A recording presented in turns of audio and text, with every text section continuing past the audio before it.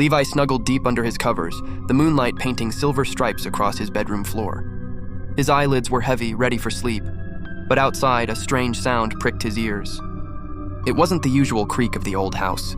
It sounded like music, a bouncy but slightly spooky kind of music. Curiosity, as it always does, won the battle against sleep. Tiptoeing out of bed, Levi crept to his window and peered out, and his jaw dropped. His backyard, which usually just had a swing set and his mom's forgotten flower pots, was completely transformed. Jack-o'-lanterns with mischievous grins flickered everywhere, casting an orange glow. And in the middle of it all was a party, a monster party. There was a vampire in a dashing cape, trying to teach a clumsy, giggling zombie how to waltz.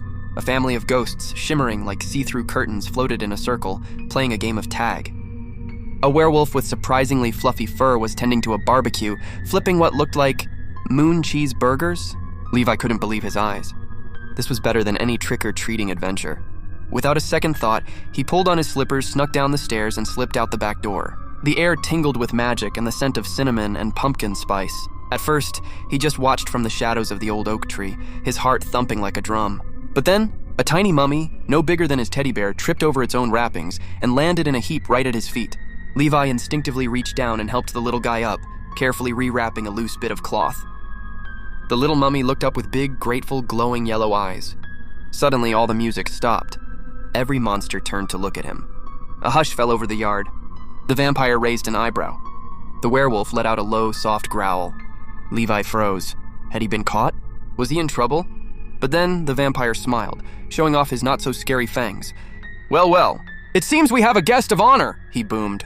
The werewolf wagged his tail and all the monsters cheered. They weren't mad at all, they were excited.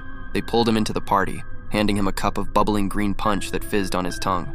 He danced with a friendly witch who let him stir her cauldron, making a potion that smelled like sweet apple pie.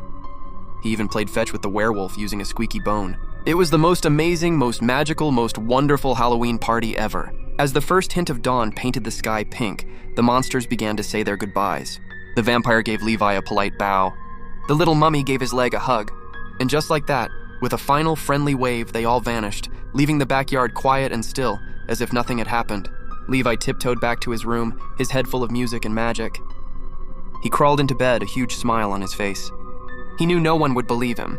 They'd just say it was a dream, but as he snuggled back under his covers, his fingers brushed against something in his pocket.